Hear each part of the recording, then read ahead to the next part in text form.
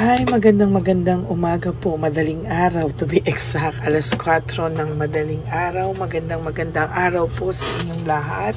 Ako po ay magre-record ng mga videos ngayon, pero po lalabas po ako mamaya para ma-download ko at ma-upload ko rather yung mga ito. Hirap po talaga kami ngayon sa internet at kaya ngayong araw po na ito ay magre-record po tayo at i-upload natin mamaya po, no?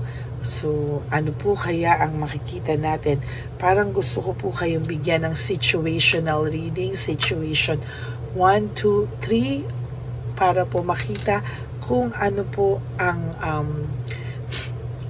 nararamdaman ng person nyo, ano po ang makikita ng person nyo, ano po yung makikita ko sa mangyayari sa inyo o sa person nyo, no, para po makita natin kung ano po yung sitwasyon dito, no. So bibigyan ko kayo ng mga ilang sitwasyon, babasahin po natin situational 1, 2, and 3 ngayong araw na ito, no. Titingnan po natin, i-upload ko po ang situation 1, 2, and 3 para po makita po natin ngayon sa araw na ito kung ano po ang mga pakiramdam nila at ano din po ang pwede nilang kung ano po ang mangyayari sa inyo sa future, no? Tingnan po natin for situation 1, 2, and 3, no? So ngayon po ang titingnan po muna natin ay for situation 1. Ano po kaya ang makikita natin sa situation 1? Sandali lang po.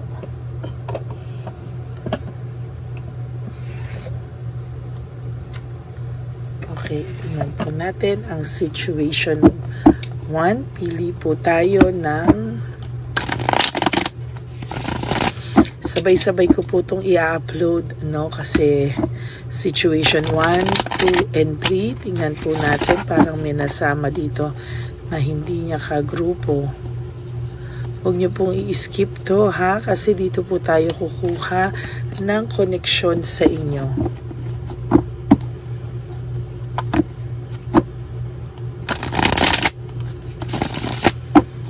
Pili po tayo ng 10. 1, 2, 3, 4, 5, 6, 7, 8, 9, and 10.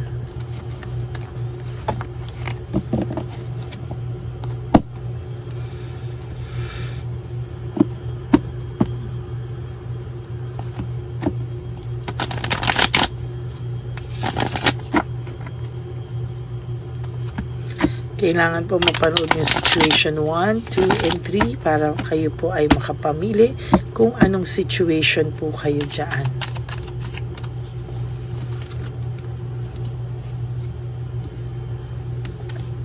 One, 2, 3, 4, 5, 6, 7, 8, 9, and 10.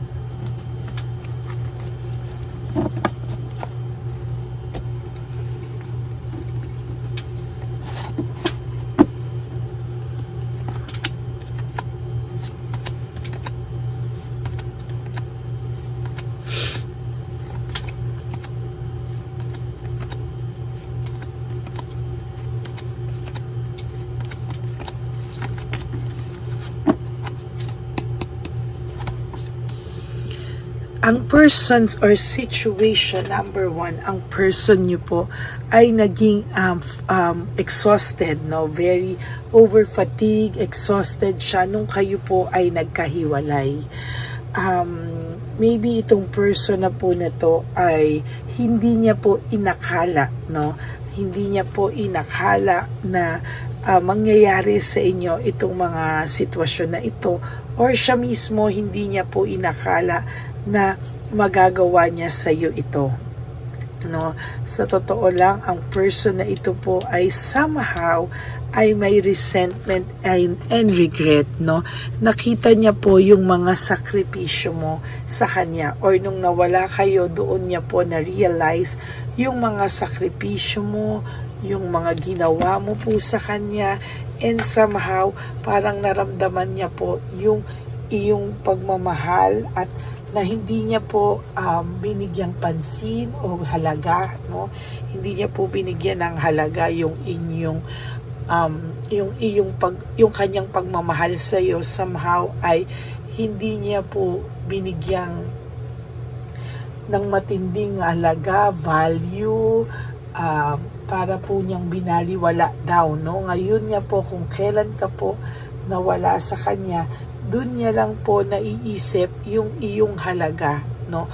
Or sasabihin ko sa iyo, yung mga hindi mo sinasadya na mga nagawa mong kabutihan sa kanya, hindi mo naman binibilang.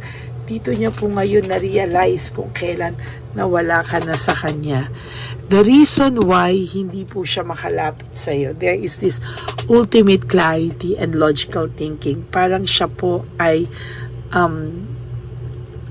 parang wala po itong mukhang maiharap sa iyo. Parang yung hiya niya po ay totally ay sobra po yung hiya niya na hindi po siya makaharap sa iyo, no? Actually, this person sa nakikita ko po ay totally nag-i-stalk po sa iyo ito, no? Kung may makikita ka po, kung may messenger kayo, or kung may, not messenger, yung mga my day nyo, kung meron kayong nakikita dyan na one person na nag-view na hindi mo naman kilala, technically that's siya po yun, no? Talagang for some of you, gumawa ito ng, kung naka-block man kayo sa isa't isa, maybe itong person na to ay gumawa po siya ng dummy account. Yun ang gusto kong sabihin sa inyo, no? Gumawa po ito ng dummy account. At talagang sa makikita ko po sa inyo, sa barahan nyo po ay talagang ini-stock ka po nito. For some of you, siya mismo yan. For some of you, meron po siyang dummy account na ginagamit, no? And itong person na ito, sa nakikita ko, ay wala po siyang person ngayon, ano? Or kung may person man po siya ngayon, ay hindi po seryosohan, no? Ginagamit lang po niya yung kanyang person para po ginagamit lang po niya yung kanyang person para po just to get by. Ganun lang po yung nakikita ko, no? Pero hindi ko po nakikitaan ito nang meron siyang plano na seryosohin yung third party. Yan. Naiisip niya po yung mga home celebration, yung masasaya niyong samahan, yung suportahan niyo sa isa't isa. Naiisip niya po, and talagang hindi po niya kaya na mawala, no, yung alaala na yon sa kanya. Ikaw pa rin daw po yung talagang sumuporta, nagmahal sa kanya, and the best na nangyari sa buhay niya. Nagkaroon po siya ng sudden awareness and choosing happiness, pero kahit alam niya po na biglaan na, no, alam mo itong taong to, naging rude din po to sa inyo in some ways, no? Parang nadala rin po kasi siya sa tukso, no? Parang natukso po siya to have a new life, no? Natukso po siya to have a new life. Natukso po siya na magkaroon ng bagong spark, ng bagong thing. Gusto niya pong makita kung ano yung buhay, no, away from you, or yung buhay na tatahakin niya, no, na bagong mundo, bagong kasama, bagong partner. Pero bigla po siyang nagkaroon ng awareness, no, sudden awareness, para po siyang biglang tinapik na hindi po ito ang buhay na para sa kanya, no, at hindi rin po ito ang person na para sa kanya. Kaya ikaw pa rin po lagi ang naiisip nito, no. Sa nakikita ko po, ang person na ito ay wala lang po talaga siyang mukhang maiharap sa'yo, no? Marami po siya ngayong unresolved issues and emotional baggage na dala-dala out of hiya, out of hindi niya po alam paano ang pag-approach sa'yo, hindi niya po alam kung paano siya, kung paniniwalaan mo pa ba siya. Takot na takot po itong taong to sa mga nagawa niya sa'yo at feeling po niya galit ka pa rin sa kanya, no? Ang pakiramdam niya po, ikaw ay naka-move on na, naging maganda yung buhay mo, nagtuloy ang buhay mo at nakasurvive ka without this person sa buhay mo, no? Ang pakiramdam niya po somehow is talagang nakikita niya po at nararamdaman niya po na sumaya ka po or naging okay ka na po nang wala siya sa buhay mo. And somehow, nafe-feel ko po talaga na meron po siyang nararamdaman sa yung tagalagang longingness, no? Nawalan po kasi siya ng direksyon, no? Naging unpredictable po yung bawat takbo ng oras niya, ng mundo niya. Parang hindi niya na po alam kung ano ang nangyari sa kanya. No, bigla po siya nagkaroon talaga ng sudden awareness na hindi po talaga ito tama, no? Na maling-mali po yung kanyang naging buhay nung ikaw po ay nawala sa taong ito, no? Ang pakiramdam niya po is hindi na po siya makalapit sa iyo at ito po ay nagtry pa na magkilala ng iba pero ikaw at ikaw pa rin po ang hinahanap niya, no? Nag-hold on pa rin po siya, may fear of change pa din siya. Nag-hold on pa din po siya sa sitwasyon na meron kayo. Nag-hold on pa din po siya sa mga times na ang pakiramdam niya po ay hindi na siya makakalapit sa iyo.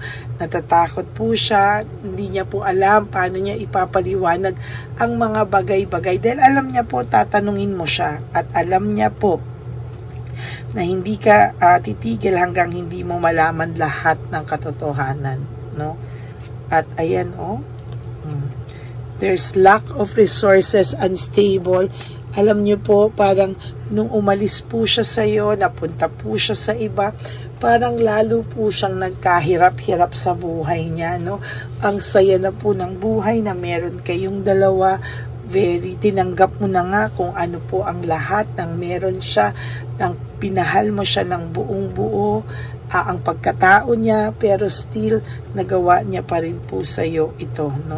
Pakiramdam niya po, kinausap siya ng sarili niya, no? Mismo yung sarili niya yung umano sa kanya, no?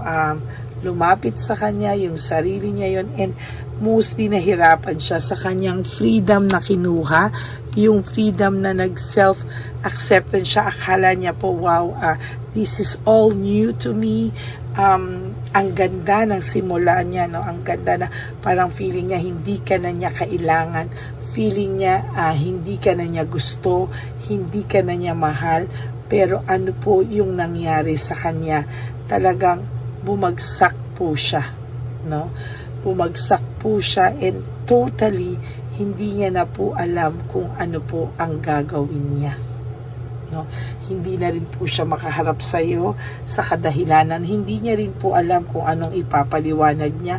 Ayaw niya na rin pong pag-usapan because yung hiya niya po sa sarili niya ay ganun na lamang, no? Nai-insecure po ang taong ito ngayon lumapit sa iyo. Natatakot po silang lumapit sa iyo. And although there is this resentment, takot po sila sa rejection, ano? Naging makasarili po siya, nag-clash po kayong dalawa. Why? Because at the end of your relationship, naging rude po siya sa iyo or nasaktan ka po niya talaga emotionally. Very, very strong yung pain na naiwan niya sa iyo at naibigay niya sa iyo.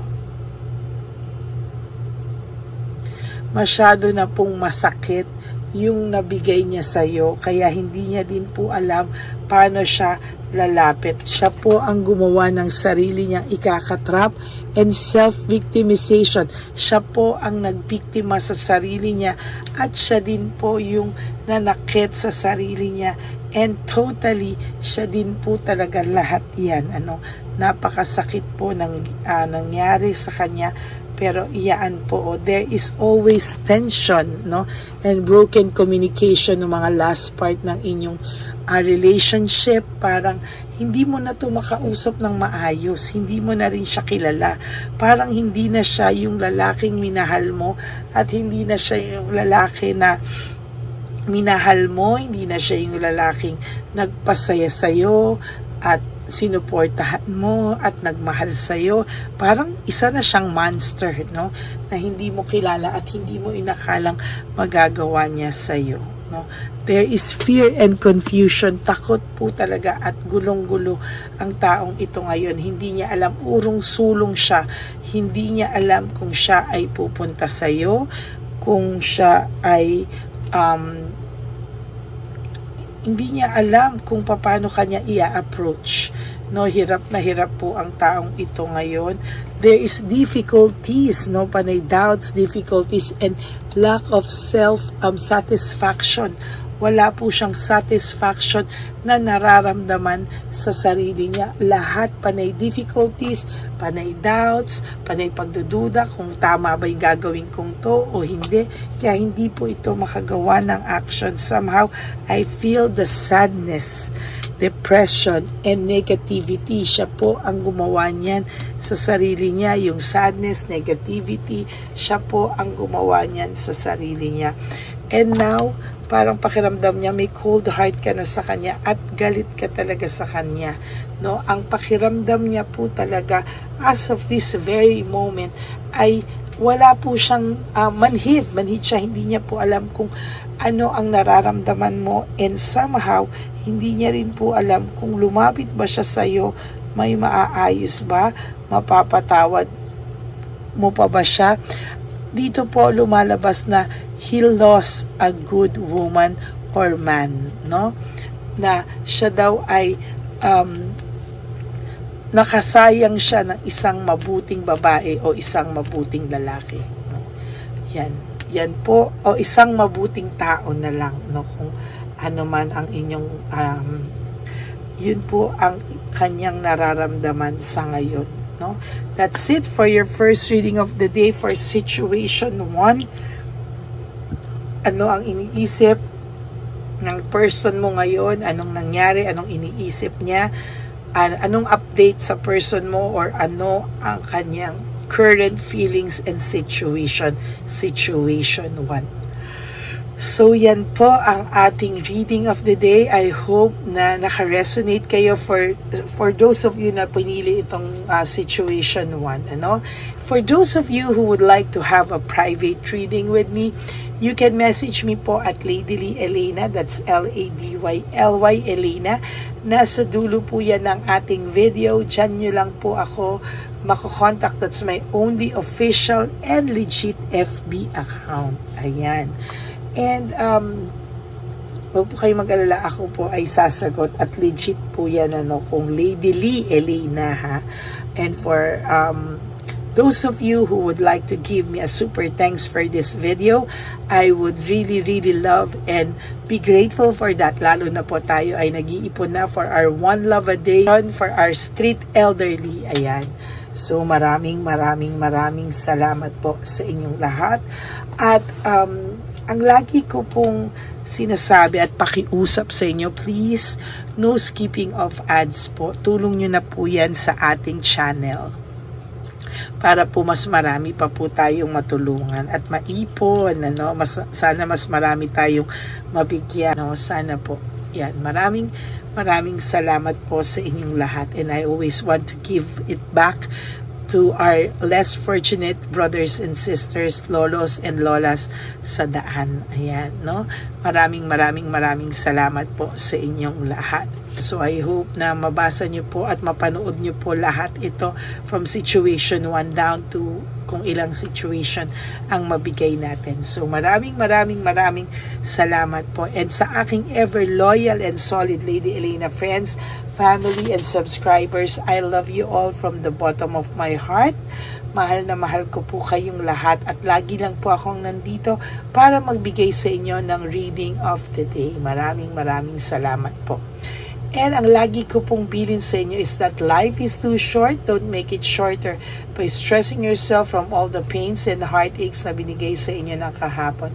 Just surrender everything to the divine universe and just let go and let God write your life and love story. At isa pa po is that to live one day at a time, no? Sana po ay huwag niyo muna pong isipin kung ano ang mangyayari sa kinabukasan. Huwag niyo po muna istresin, sabi ko nga yung sarili niyo.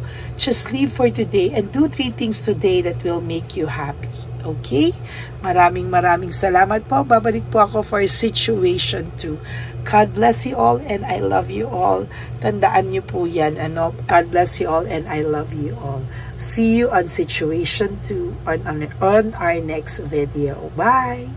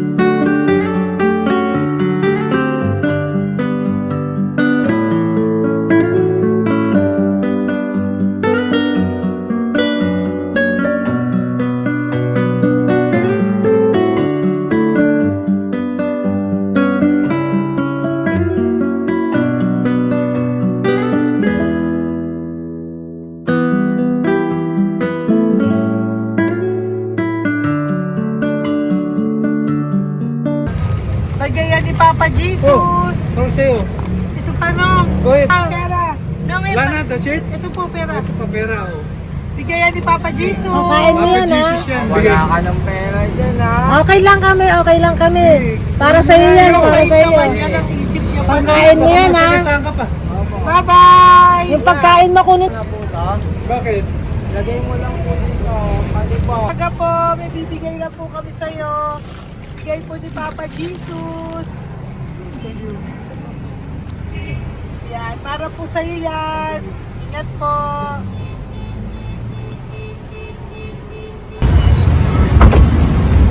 Ganda tanghali po. May bigay po si Papa Jesus sa inyo. Salamat po. Salamat po. Ito po. Salamat po. Sige siya po kayo sa Pampaw. Thank you po. God bless po, nanay. Ingat po Allah. Apo, apo, apo. Ano naman po. God bless.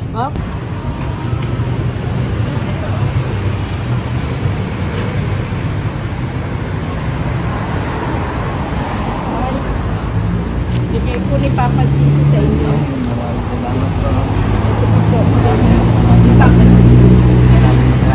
God bless po. Kuya, pangkain mo po yan, ha? Kain ka ba nandyan? Hindi po. Dito po nanatimbahan po. Ah! Sa Music Ministry. Doon ka nakapwesto. Opo. Sige po. Sige po, bye po. Dapat po. Ingat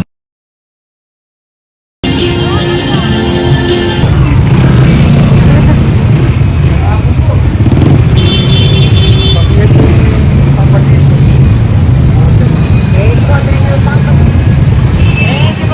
Thank you po, bye po.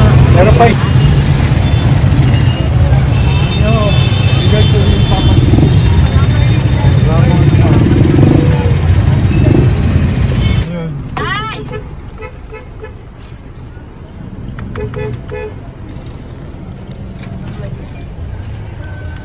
Yun. Tay, para sa iyo po, bigay po ni Papa Jesus. Papa Jesus, amen. Tay, bye-bye. God bless po, God bless.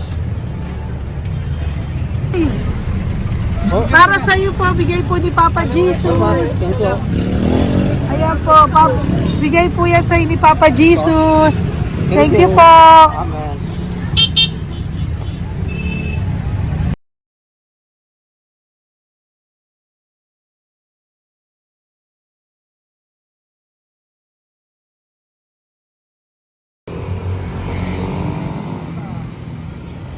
Bigay ni Papa Jesus.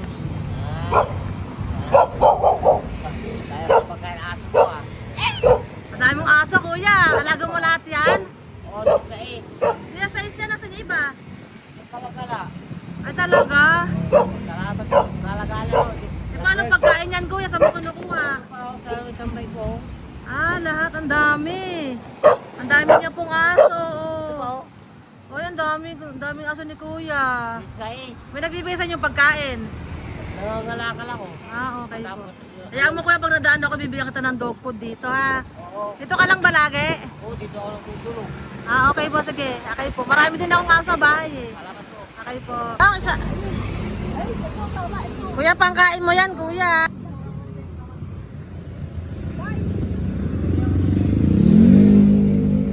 Nangangalakal ka, kuya? Sige po, thank you po. Maraming salamat, ma'am. May pagkain ka, nanay. Sa hirap ng buhay ngayon. Ba't nandito ka, nay? Tagasan ka ba? Yung arthritis ang sakit ko eh. Tagasan ka ba, nay? Sa plado eh. Sa Pladway. Oo. Okay po.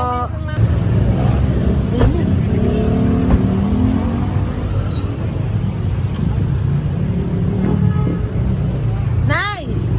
Bibigay ako sa'yo. Matandaan mo na ako. Ito. Hapon po. Pabigay Si po. tatay. Si tatay. Thank you, Nay. Habay po.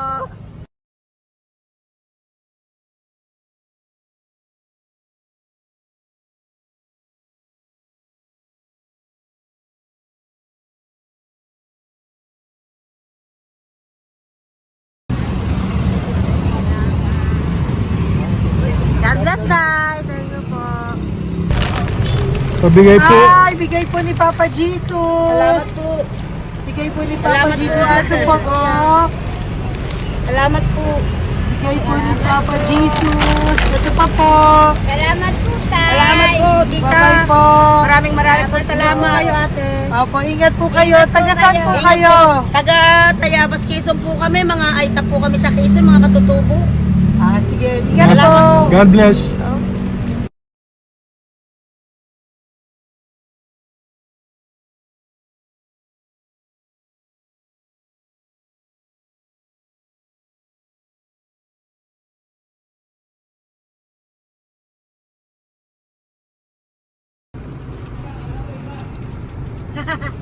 Tay, Tinatawag niya bigay po ni Papa Jesus. Thank you po. Ayan po. Sobrang Ang sipag mo naman, tay. sipag niyo naman po. Kanina po kasi, taglagas ngayon, taglagas. O, pang merienda niyo po yan, Sige po, ha? salamat po sa inyo. Tapos yung road bags po, Kala ko uwi niyo sino po. binubusinahan niyo eh. Ah, sige po, Thank you na bye-bye po. Thank you po, salamat po, bye-bye.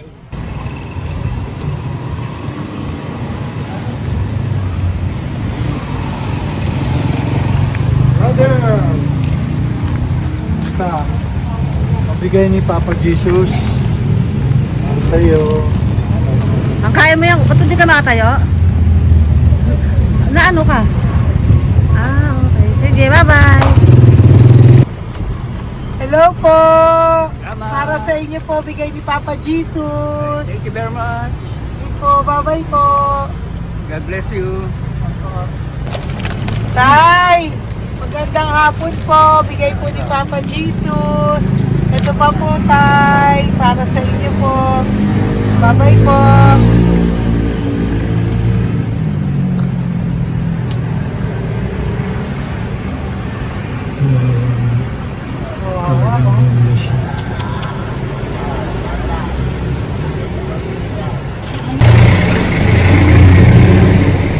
Ate! Tingnan lang. Baka maano siya. Ito po, oh, bigay po sa'yo ni Papa Jesus. Ito pa po, oh. Pera po. God bless po. Okay. Taga saan ka po? Sige, ingat ka po, ah.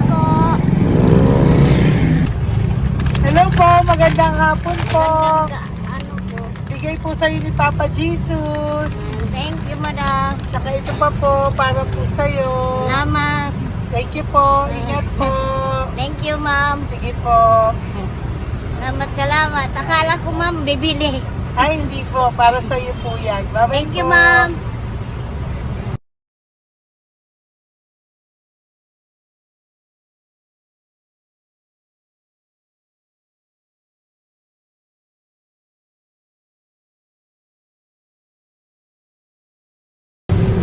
Tay, Hirap na hirap.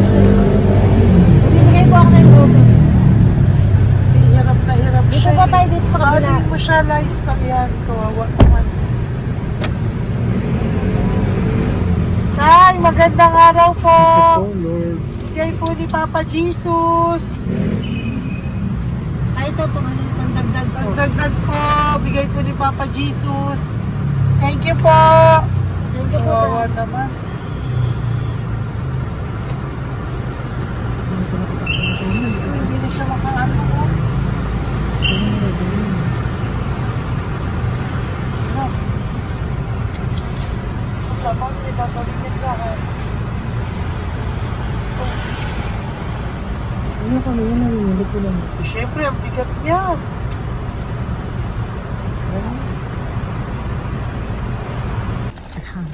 Kaya, bigay sa'yo ni Papa Jesus. Sige po, ma'am.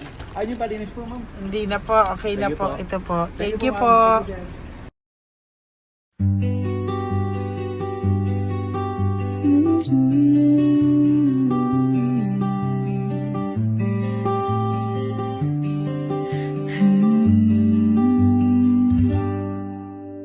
Nasa panahon ako ng kalungkutan,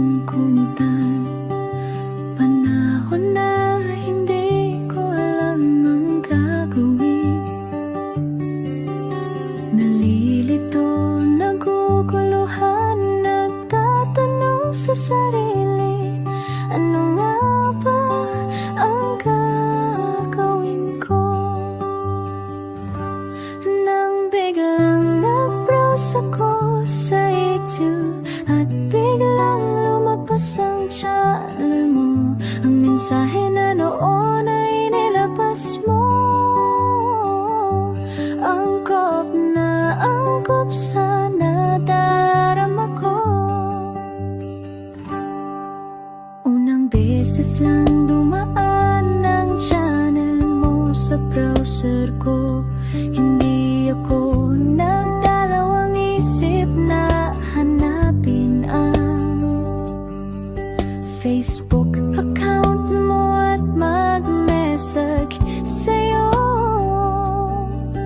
agad ka naman sumagot sa mensahe ko. Hindi ko alam ang damdamin noon, dahil parang may sumungaw sa aking pag-asa. Nang kaliwanagan sa dilim ng gabi, dumating ka, ikaw ang sagot sa panalangin. Salamat dumating ka at nakilala kita, Madam Elena. Nabago mo ang pananaw ko, noon ay malabo, ngunit ngayon ay may linaw na tinatahak. Salamat sa Diyos, ikaw isang anghel